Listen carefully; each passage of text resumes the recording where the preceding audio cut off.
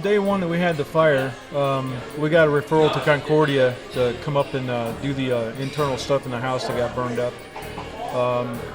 They showed up on site.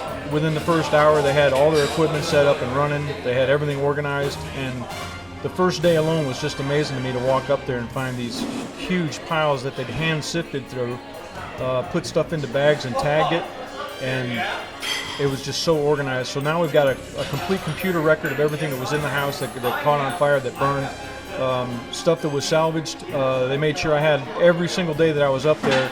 They brought me another pile of stuff that was salvaged out of it, and then kept a running log every day of how many items were recovered, documented with a camera, put into a computer file, and it's all, if you wanted to go find a specific item off of that computer file now, they can tell you which garbage bag it's in because they're all tagged.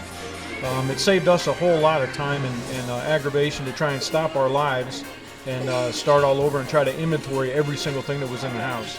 So they've been extremely professional, very, very efficient, and what we thought probably would take 2 weeks, especially with a huge rainstorm at the beginning, thought 2 weeks maybe, they were done in 4 days.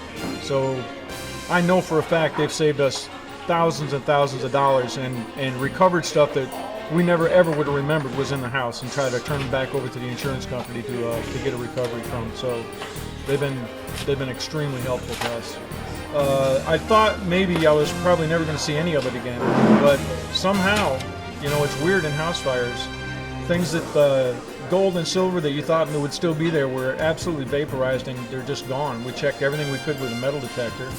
And then other things like a plastic ID card showed up that had no damage whatsoever. So how that survived a 2,000 or 3,000 degree fire, we don't know. But to be able to get back at least little pieces of those glimpses of life when you travel around the world and do all those missions, to have something actually come out of the fire, it meant a lot. It meant that, you know, not all the memories are gone. And maybe it's not what it was when it got burned up, but it jogs those little memories that you know are still up there. You just can't get to them.